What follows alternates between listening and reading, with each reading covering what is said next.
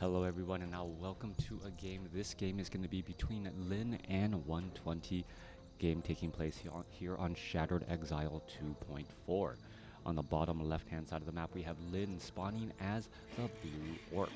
We'll be going up against 120, who is spawning under the name Orange as the yellow undead.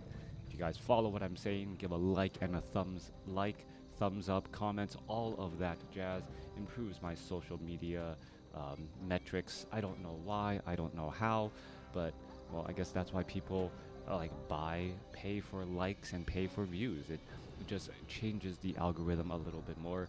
I have never paid for views or paid for likes. I don't need them, but at the same time, it helps when they come naturally. Good day, Crota and chat. Looking forward to this cast. Keep up the great work. Thanks for the kind words of encouragement as this game gets underway. Altar of Storms opening up.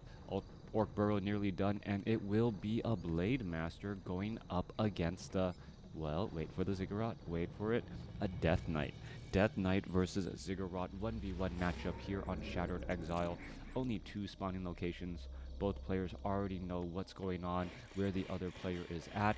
And now what we're looking for from Lin is that next Orc Burrow, Voodoo Lounge, or Tech to Tier 2. I'll pay for your likes. No, don't pay for my likes. Just you give me a like, and that's enough. Your Arclight Rumble cast is great. The screen is too big, though. Maybe a smaller screen would be nice. I'm not quite sure what you mean by a smaller screen. The aspect ratio on the Arclight Rumble is my phone. Right now, I think it's only available on Android. I don't have it. Oh, there's a Voodoo Lounge off over here. My apologies, didn't spot it that far. So Blade Master going to be doing some local creeping, buying those Voodoo Lounge items once he's done creeping, and then perhaps moving out. But yeah, the screen capture is off my phone. For some reason, I'm not able to cast from my phone anymore. I'm not quite sure if it was some sort of update, but well, right now I can't live stream from my phone any longer onto XSplit. A couple $100 worth of software down the drain. So, yep, there you have it. Coming back around, Blade Master gonna go ahead and finish off this rogue, and then perhaps not gonna finish off that rogue forest troll there. Instead, gonna use a healing salve and now make his way off to the north. It looks like he's trying to go after all of the items here, going after the green creep camps that have items. Gonna go now after this forest troll berserker. This forest troll creep camp over by this goblin laboratory, fairly low level creeps, but because it is far away, not easily militia cleared. I actually like this a lot. As I'm looking at the map design behind Shattered Exile version 2.4, it often felt like, well, races such as the Night Elf and Human, who have access to early ways to clear out creep camps, didn't have their own real unique play style. What we saw here from that Blade Master is just you kill what you need and you move along. Death Knight now continuing to clear out all of these green creep camps. Meanwhile, Blade Master gonna go after the Sea Elemental here. How much money through streaming? Is it through subscribers? Well, I think I make close to $250 a month right now. That it's through Twitch subscribers, it is through Patreon, and it is through views since I am YouTube partnered. As I've said before, if I was doing this for the money, I would rather work at McDonald's, because I actually get paid less than minimum wage in California, which is a telling sign. But, well, it's something I enjoy. It's a hobby that I enjoy that kind of pays for itself rather than sucking up my money. I've designed trading card games in the past. I've played trading card games, and well, those hobbies get very expensive very quickly, especially when you get smash and grabbed and lose all of your stuff. So that was tough there. Does bits contribute to the channel too? Yes, bits do contribute to the channel. I lump them into the subscribers, which I guess is a good plug right now. And if you do have a free Amazon Prime subscription sub and watching on YouTube, please consider supporting someone on Twitch. It doesn't have to be me, but there are a lot of people out there who are hustling and working. And nice steal by the Death Knight there off the Death Coil. And well, that is something that gives a little bit of support that doesn't cost you anything since you're already paying for Amazon Prime. Okay. Gonna go ahead for well, this forest troll will get cleaned up. There's one more forest troll down here. Blade Master may get to level 3. No, gonna be 11 experience shy. I believe there's one more forest troll here that could get cleaned up by the grunts if necessary, as we now see the rogue wizard taking a little bit of damage here. No, apprentice wizard gonna get taken down first. Blade Master now going after these brigands, purposely switching aggro. Alright, if you didn't notice what was happening there, Lin was purposely going after different targets in order to not have the frost armor applied to the renegade wizard itself. By switching up those targets and knowing the cooldown on that frost armor, well, he was able to not have the renegade wizard apply frost armor on himself, and in doing so ends up, see, there you go, and in doing so is able to easily clear out of that renegade wizard quickly. Enforcers, well, quickly getting Hex there. There's an assassin now getting picked up as well. That piercing poison damage, that of a dryad with medium armor instead of light. Very effective against these, against Crypt Fiends, possibly, if we do see them out here in a little bit. Now, Shattered Exile 2.4 is looking very much like a creep-heavy map. There are so many creep camps all around the map that you're able to clear out as the Blade Master now moves his way out. Thank you for the bits. Been visiting the channel on and off for a decade. It seems all right. Very nice. I'll read that in full after this game here. All right, Ice Revenant going to be cleared out by a level 3 Blade Master and a level 1 Shadow Hunter. All right, that's going to be quite difficult as the Ice Revenant does in fact have frost armor, and you can see how much slower the Blade Master is, well, hitting this unit here. That is just an illusion right there. It is going to end up getting taken down, and it is going to be Kagar's Pipe of Insight, a beautiful item. And now trying to do a little bit of a hit and run as we see a Death Coil land on the assassin. All right, Scroll of Speed has come to an end here, and this illusion, it didn't look like it did much, but it did plenty. The illusion scouted out the location, and then it kind of forced the Scroll of Speed to be used a little bit earlier than necessary. By forcing it to be used a little bit earlier than necessary, well, the grunt then ended up, or the grunt and some of the assassins ended up losing that Scroll of Speed buff a little bit too early, and in leaving it too early, well, was within blast range. Frost Nova Death Coil. Coming back around, Ring of Protection +3 now picked up here. Blade Master already full on items, but doesn't have that big of bonus damage. Only doing 68 damage off of critical strikes right there, but that could have been because of frost armor or something else.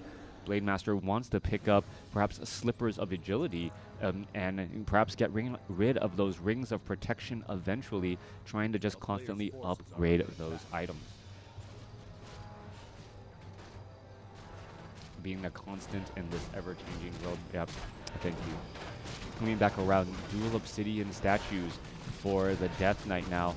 Well, we've said it before, all it seems like the undead army needs are heroes and obsidian statues with mana, and we could be testing that here in just a moment.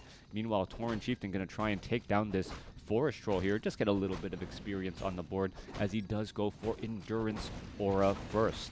Alright, Tauren Chieftain actually bringing his aura just a little bit closer. Blade Master going to be attacking a little bit faster, however the Blade Master is slowed. Tauren Chieftain picking up a Ring of Protection +5 and +3, and this level 1 Tauren Chieftain now up to 38% damage reduction, or what is that, an additional 60% effective hit points if you're just trying to do quick approximating math. Death Knight back off to the north here. Renegade Wizard, Rogue Wizard, all of those going to get cleaned up as well as these all get cleared out. Been getting free content for far too long, needed to pay back. Well, I appreciate it. I definitely do appreciate it. Alright, coming back around, we're looking at Forest Troll Warlord and this Battle Golem. Going to get cleaned up here down to the south. The Blade Master is keeping tabs on the undead army, but remember, 120 did have a shade walking around the map, and there is the shade, and the shade may be running into the Blade Master right now. And well, what is going to happen here? All right, Obsidian Statue did fire a shot off on the Blade Master, so the Blade Master must know that there is a shade nearby.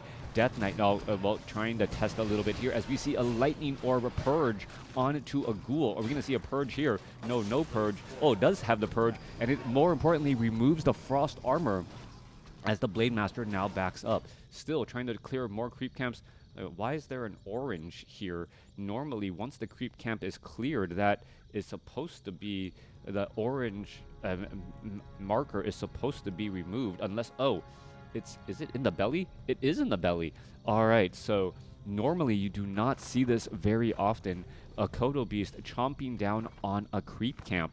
The reason why is, even though it does kill the unit, it doesn't let drop the item. So what we're most likely seeing here is Lin being so Gosu that he knows which creeps drop items and knows which one he can actually eat and not have any problems. All right, Ultra of Storm suffering quite a bit of damage. We might need to see some repairs here. Peon's not bothering. This Ultra of Storms is going to get taken down.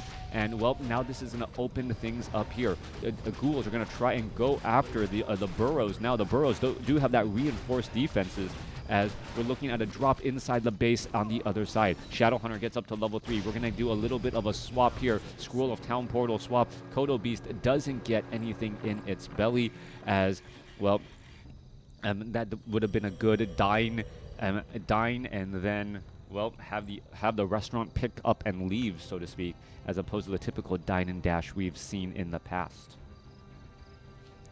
Blade Master at 4, still wandering around just a bit. Lich off to the north here. Rogue Wizard gonna get cleaned up easily.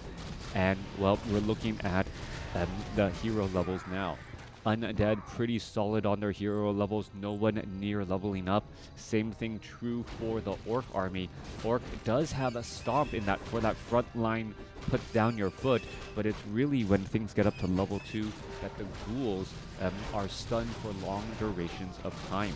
Now, the creeps only real maining creep camps now are this orange creep camp here, which only has 2 enraged elementals. One of them was already taken down, and this corner creep camp, but the Ice Revenant has been removed as well. So no full creep camps anywhere on the map.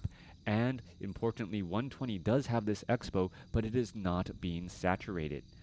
Lin sitting at 57 over 61 supply, now in low upkeep, as we are looking into Wind Riders.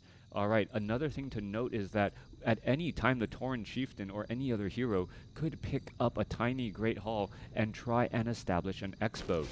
That could be a very big deal here, as we're looking at the enraged elementals getting taken down quickly.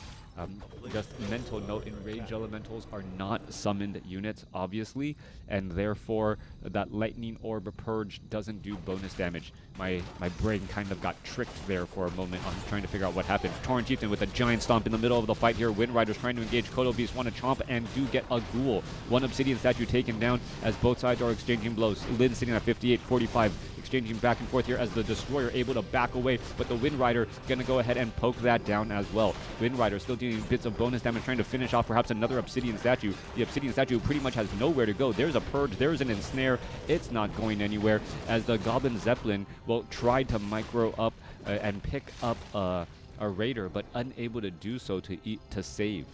All right, however, no doubt about it, Lin definitely won out in that fight. 58 supply compared to 43, as, well, now need to clean up this haunted gold mine. Even though it is not currently being mined from, you don't want to have that always sitting in the back of your mind here, as the Blade Master now getting scouted out by that Shade.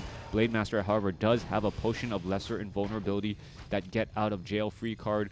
Kodo Beast also digesting 2 additional Ghouls. That's going to give a level up to the Tauren Chieftain, and as well. All right, so Ghouls are now done being digested. 41 supply compared to 48. The supply counts weren't telling the whole story, as those Ghouls in the belly still take up supply. All right, massive number of ghouls here. Tauren Chieftain trying to inch its way forward. The Tauren Chieftain with more than 12 armor, 43% damage reduction. There is a stun Death Coil onto the Wind Rider, but that's going to stay alive. And we can see, well, a ghoul going to get taken down here off the ensnare. One luckier ghoul able to hang back. Death Coil, Frost Nova hurt a whole bunch of people as that Wind Rider goes down. And we're still trying to chase down and pick off any of those units again. Raider could be in a little bit of trouble, down to 388. There is a stomp there, hitting the Shade and the Death Knight and the Lich, but, well, Shade is naturally protected. Death Knight able to back away alongside that Lich. Kodo Beast tries to dine and dash onto a unit, unable to do so. Now picks up the Zeppelin instead as we see a Purge go down. Death Coil a day late and $1 short as the units are still trying to back away. The exchanges are just going so well for Lin here. This is a class in an orc Orc Micro trying to just pick off units, but a little bit of a misstep there as the Blade Master is going to remain dizzy for quite some time as the Goblin Zeppelin was taken out. All right, Goblin Zeppelin taken out here momentarily. You can see the Blade Master was still walking a little bit unsure of himself, his footing not quite found as the Dark Ranger and Lich quickly go after that Blade Master. Blade Master still in that frontline spot. Potion of Lesser Invulnerability has already been used. There's a healing wave bouncing around. Blade Master is sitting at level 5. Goblin Zeppelin picks up. Dark Ranger falls at level 3. And still poking off these units. Raiders, however, well, unable to get inside that Goblin Zeppelin in time to dodge. 49 supply compared to 59. It seems like 120 is still doing a great job staying in this game as this Shade here, well, Shade giving Shade, so to speak, as the Blade Master unable to freely play the style of game that he wants.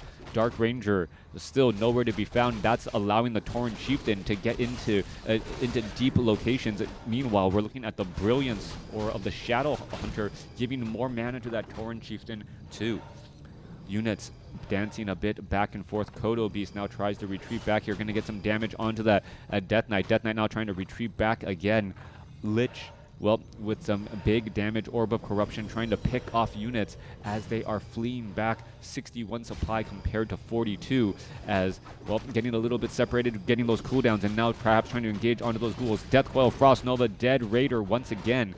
And this is the problem. If you constantly try and just use time on your side, you're going to quickly find that the Death Knight and the Lich's mana regeneration rate is just faster than yours because of those Obsidian statues. Trying to go after those units. There goes a big stun there. Lich could be in trouble. No, Death Knight still has plenty of mana, but the Obsidian statue has, well, seen better days. A big critical strike, 236. Much of that damage bonus being provided by that Kodo Beast and that 20% damage aura. I believe it's the 20% version. Coming back. Both sides still engaging. Blade Master, well, trying to pick off units one at a time. There's a Purge onto the Lich. Lich could be in trouble. Nope, Death Coil ready there. Tauren Chieftain still trying to line up a stomp. We could see another Ghoul get taken down. No, able to escape away at 61 as the Dark Ranger is in position. Dark Ranger could place down a Silence. No, not quite yet. Still blasting away at that Blade Master as the Blade Master, well, hiding off on the side here, but still very much exposed as we're looking at more damage coming through. Blade Master, not quite sure why he isn't breaking Windwalk yet. Had plenty of opportunities to go after some lower hit point targets and now going after the Obsidian statue. There's a stomp. Kodo Beast able to, well, get in a dine as well. 38 supply compared to 59. And it looks like Lin is going to be able to take this fight here, slowly pushing into the undead base. However, the closer you are in the undead base, the more blight, more natural regeneration, and home field advantages 120 will find. Back at home, though, Lin setting up a second shop. That base is already fully mining, as we're going to see an Obsidian statue get ensnared again. Goblin Zeppelin once again taken down, but those do not give any experience. Raider gets taken down here as a Dark Minion pops out onto the battlefield. Berserkers, a lot of Berserkers out here on the battlefield as the Lich may start to target them, and that's exactly what's happening. Ghouls are now going after those Berserkers with those Ghoul Frenzy and that medium armor damage bonus, able to slice through a couple of those Berserkers. I think there went from 6 down to 2 in just a matter of seconds. We saw the Lich turn that back around and lay down a Frost Nova on those Troll Berserkers. Frost Nova once again on to a Kodo Beast, And, well, in real-time strategy games, if you are retreating, you are slowly getting picked off, and that's what's happening here. Kodo Beast down to 415 hit points, taking bonus damage from everything because of that negative armor from that Orb of Corruption as a Tauren Chieftain puts his foot down. All right, both sides fighting their way through once again. Blademaster trying to go after the Obsidian statue, the last bit of glue holding the undead army together, and perhaps then that would slow down all of those spells, but 120 already there, ready to replace it, ready with a replacement if necessary. Quick stop at the shop. Gonna go pick up some items. Tauren Chieftain now with a potion of mana as well. And gonna try and engage. 66 supply compared to 50 over 60. Well, the rest of this creep camp has now been cleared out here. Obsidian statue 144. And here we are. Here we go. Tauren Chieftain comes in with a stomp. That is a massive slow across multiple units. Healing wave bouncing around. Skeletal minions getting taken out as the Scroll of Town portal retreats everyone back home. 120 does have this northern gold mine, not yet quite at full saturation, but, well, keeping this game going economically. 30 seconds of mining left on the main bases pretty much, and it will be one base to one base again. We're late in the game though, so everyone's pretty much spent all they want on infrastructure and upgrades. It's now about spending your gold on your armies and your items to try and inch out an advantage. Got to give it to 120. He's been sticking around to this game for quite some time. And, well, things are only going to get better if he can quickly get to level 5 on that Death Knight. We all know what that means if we've ever seen a game against undead, level 3 Death Coil Frost Nova, and suddenly, well, every Berserker has a giant target on its back. All right, Healing Wave keeping that unit alive temporarily. Goblin Zeppelin picking it up, backing it off, but gets hit by the Frost Nova splash damage again. Berserkers are getting picked up by the Goblin Zeppelin and dropped back down. 53 supply compared to 63 as we see a giant stomp come down as well. Skeletal Minion getting digested here. Ghouls are going after the Berserkers. Berserkers could easily get cleaned up here. Are we going to see a Goblin Zeppelin pick up? No, we are not. Death Knight finally gets up to level 5 as the Tauren Chieftain now comes in for a stomp. Is the Lich going to get taken down? He does, and without the partner in crime, because the Death Knight was either feeling sheepish or froggish, unable to get the death coil off, and that's what was needed for the victory. 120 losing in a marathon match against Lin. Really, 120 doing a great job keeping even on a pace, but that hero level advantage and the strong, solid micro play by Lin and giving him the victory there. Great use of that Goblin Zeppelin to save not only the heroes, but those supporting units as well. Here, look at the final scores, and leave your comments below.